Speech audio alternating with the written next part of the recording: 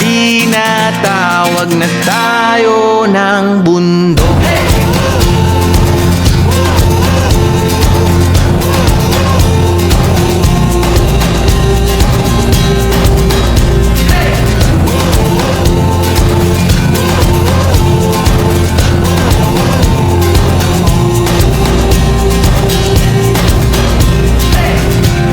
Tumakas na tayo palayo sa maraming tao,